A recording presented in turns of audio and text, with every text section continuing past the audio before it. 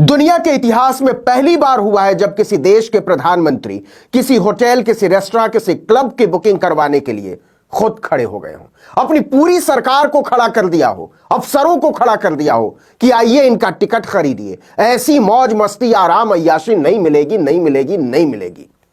यह इतिहास अपने नरेंद्र दामोदर दास मोदी ने कायम किया है, क्योंकि मोदी है तो मुमकिन है। ऐसे ही नहीं कहा जा रहा है कि गंगा की लहरों पर भोग विलास, काशी में हर हर मोदी शंभुनाथ। अब इसका मतलब मत पूछ लीजिएगा। जी हां, खुद भाजपा और भारत की सरकार ने इश्तिहार छपवाकर दावा किया है कि प्रधानमंत्री नरेंद्र मोदी ने अरबपतियों की अय्याशी के लिए एक क्रूज का उद्घाटन करके इतिहास रच दिया है। खुद मोदी कह रहे हैं, अय्याशी मैं नहीं कह रहा हूं, इस क्रूज का नाम है गंगा विलास। अब विलासी कहिए, अय्याशी कहिए, भोगी कहिए, एक ही बात।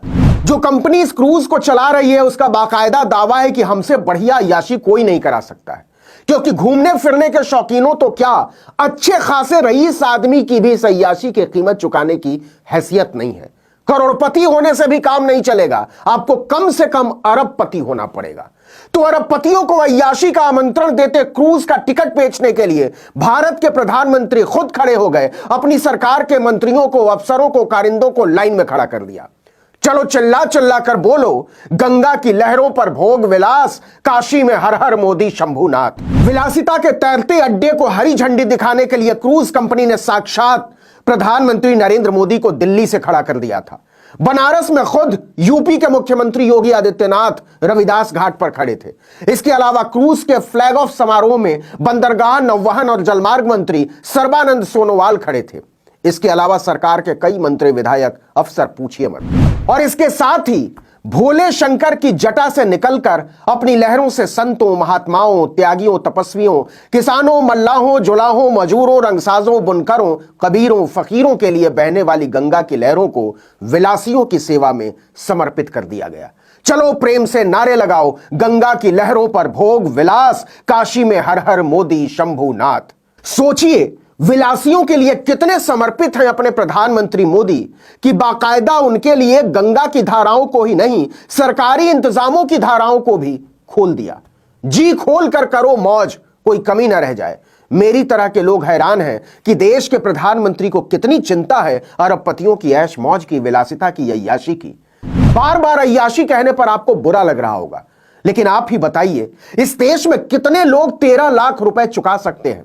जी हां, 13 लाख रुपए एक यात्रा के लिए। डिब्रूगढ़ से बनारस की 3200 किलोमीटर की यात्रा के लिए 13 लाख रुपए का टिकट है। मतलब 1 किलोमीटर का सफर 1083 रुपए 33 पैसे में। बिल्कुल ठीक सुना आपने, 1 किलोमीटर का सफर लगभग 1100 रुपए में। 4 दिन के इनक्रेडिबल बनारस पैकेज की कीमत ही 1,12,000 रुपए। ऐसी यात्रा के लिए तो एक से एक मस्तीखोर भी इतनी रकम चुकाने से रहे।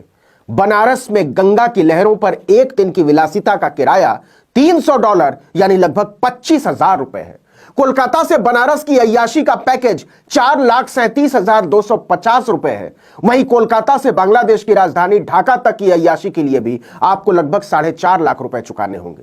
और उछलती हुई लहरों पर कोलकाता से मुर्शिदाबाद की मस्तीखोरी के लिए 2,92,875 रुपए ढीले करने पड़ेंगे।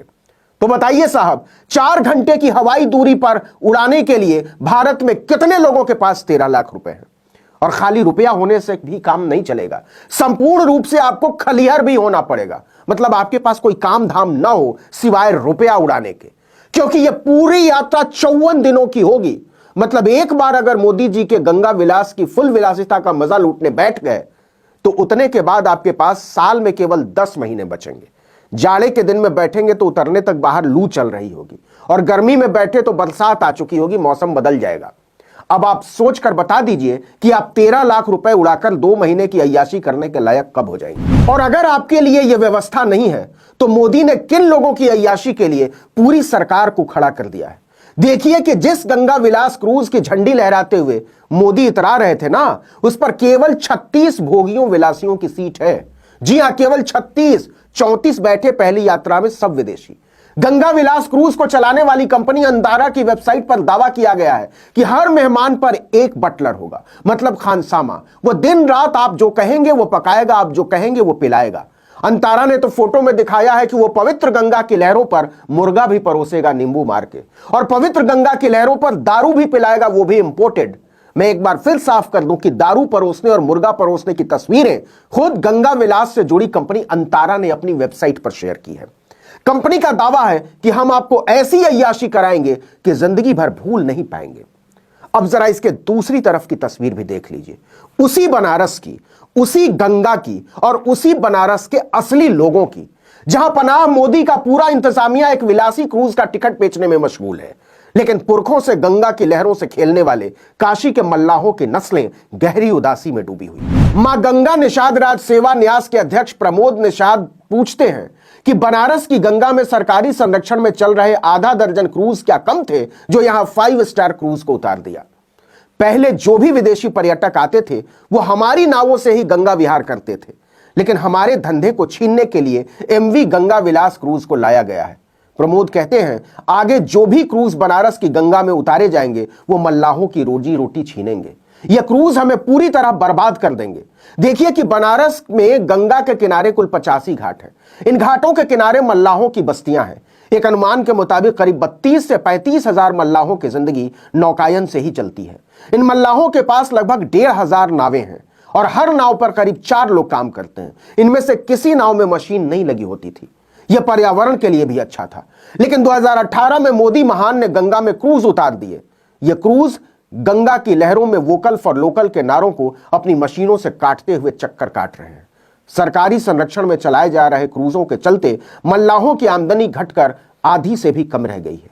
कमाल तो यह है कि जब यह सब चल रहा है तब बनारस के कथित बुद्धिजीवियों ने एक क्रांतिकारी खामोशी साध रखी है। कोई चू तक नहीं बोल रहा है। प्रमोद उनकी खिल्ली उड़ाते हुए चुनौती देते हैं कि खुद को खांटी बनारसी बताने का दम ठोकने वाले यूं ही चुप्पी साधे रहे तो एक दिन वो भी आएगा जब उन्हें भी इस शहर से रुखसत होना पड़ेगा। तब न बनारसीपन बचेगा, न इस शहर का फक्कड़पन। डंका बजेगा तो सिर्फ गुजरात के ठेकेदारों और कॉरपोरेट घरानों का। शायद मोदी सरकार चाहती है कि गुजरात के लोग आकर व्यापार करें और बनारस के लोग नौकर चाकर बनकर उनकी गुलामी करें, ऐसा प्रमोद कहते हैं। मल्लाह कहते हैं कि मां गंगा के बेटे ने बनारस का बेड़ा गर्क कर दिया है। तो बोलो बनारसियों, मोदी के जहाज में अय्याशी के लिए 13 लाख रुपए का टिकट कब खरीद रहे हो? इस